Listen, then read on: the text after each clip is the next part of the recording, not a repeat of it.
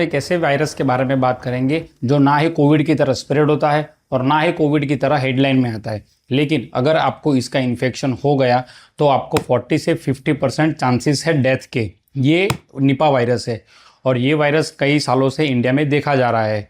कभी कभी तो ऐसा भी हुआ है कि अगर आपको इसका इन्फेक्शन हुआ है, रिपोर्ट नेगेटिव आता है निपा वायरस का, लेकिन फिर भी आपकी डेथ हो सकती है। तो ये बहुत ही जानलेवा वायरस है। एक्चुअली ये वायरस ज़ूनोटिक आरएनए वायरस है, मतलब कि ये एनिमल से ह्यूमन में स्प्रेड होता है। इसकी फैमिली है पैरामिक्सोविरिडा फैमिली, जिसमें और भी सारे वायरसेस आते हैं, जिसमें मम्स है, मेजल्स है, पैरा इन्फ्लुएंजा है एंड आरएसवी वायरस है। और इसका बेसिकली अगर ये इन्फेक्शन होता है तो आपको ब्रेन में ये एन्केफेलाइटिस करता है और आपके जो लंग्स है उसे फेल करता है। सबसे पहला निपा वायरस का केस 1998 में मलेशिया में देखा गया था। वहाँ पे ये पिग फार्मर में देखा गया था। सबसे पहला जो उसका होस्ट था वो बैट थे और उसके बाद वो पिग में हुआ और पिग के बाद वो फार्मर्स को हुआ। तकरीबन 100 जितनी डेथ हो गई थी। और जो पिग होते हैं उन्हें कत्ल करने के बाद इसके वायरस के ऊपर कंट्रोल लाया गया था मलेशिया में। इंडिया में भी बहुत सारे आउटब्रेक्स देखे जा रहे हैं। जनरली केरला में ये बार बार आता रहता है और केरला में जो इन्फेक्शन हो रहा है ना, वो ह्यूमन टू ह्यूमन ट्रांसमिशन हो रहा है। ये वायरस का जो मेन होस्ट है वो फ्रूट बैट है, जिसे हम फ्लाइंग बैट भी कहते हैं। लेकिन ये उनकी बॉडी में इफेक्ट नहीं करता है। उनके फीसिस में, उनके यूरिन में, उनके सलाइवा में इसके वायरस पाए जाते हैं। इंसानों को ये वायरस वही जो फ्रूट बैट्स है उसके खाए हुए कोई जूठे फ्रूट रहते हैं या फिर खराब खजूर का रस होता है या फिर वो एनिमल के क्लोज कांटेक्ट की वजह से ह्यूमंस में आता है। और ह्यूमन टू ह्यूमन ट्रांसमिशन के लिए हम जो स्नीजिंग करते हैं, कफिंग करते हैं या फिर हमारा सलाइवा होता है या फिर हमारे जो भी बॉडी फ्लूइड्स होते हैं उसके कांटेक्ट में आने की वजह से ह्यूमन टू ह्यूमन ट्रांसमिशन होता है। एक बार अगर आपको निपा वायरस का इन्फेक्शन हो गया तो उसके सिम्टम दिखने में 5 से 14 दिन लग सकते हैं। धीरे धीरे इसके सिम्टम आते हैं और कई केस में तो ऐसा देखा गया है कि सिम्टम आने में 30 से 40 दिन भी लग सकते हैं।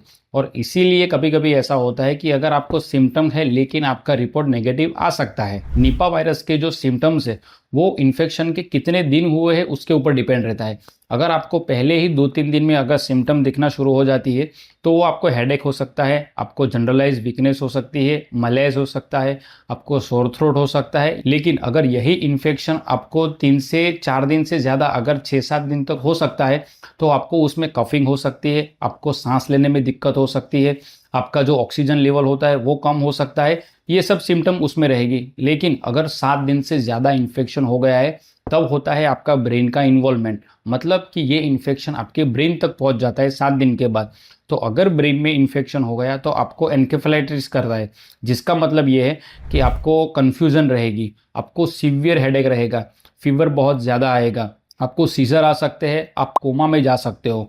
ये सब एन्केफेलाइटिस के सिम्टम्स है जो 7 या 10 दिन के बाद दिखाई देना शुरू होते हैं। लेकिन जो हमारी जो डेथ होती है ना निपा वायरस में, जो भी ज़्यादातर डेथ होती है ना, वो आपको अगर ब्रेन इन्वॉल्वमेंट हुआ है तो उनमें ही दिखेगी। जनरली 3 से 5 दिन के इन्फेक्शन वालों को निपा वायरस इतना इफेक्ट नहीं करता है। नेक्स्ट बात करेंगे कि निपा वायरस को ट्रेसिंग कैसे किया जा सकता है। तो बिल्कुल इसको कोविड के जैसे ही ट्रेस किया जा सकता है।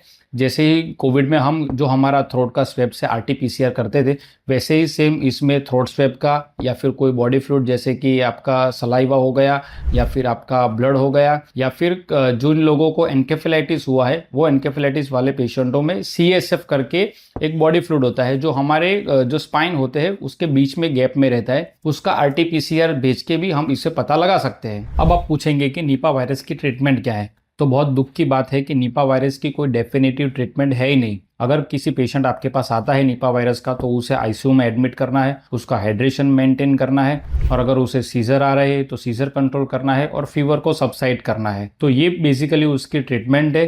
लेकिन अगर आप इससे बचना चाहते हो और अगर आप कॉमन पब्लिक हो, आप सामान्य पब्लिक हो, तो आपको ये स्टेप्स फॉलो करने होंगे। जैसे कि कोई भी जूठा फ्रूट या कोई भी हाफ ईटन फ्रूट है उसे ना खाए। दूसरा, कोई भी अगर आप कहीं पे खजूर का जो बिगड़ा हुआ रस होता है उसे ना पिए। तीसरा, आप अगर आपको पता है कि किसी को ऐसा हुआ है तो उससे दूरी बनाए रखें। एंड द फोर्थ इज, अगर आपको ऐसा कोई सिम्टम दिख रहा है तो तुरंत ही ट्रेसिंग करवाइए, खुद का रिपोर्ट करवाइए और क्वारंटाइन हो जाइए। So thank you, take care and share this video and subscribe this channel for more such information. Thank you.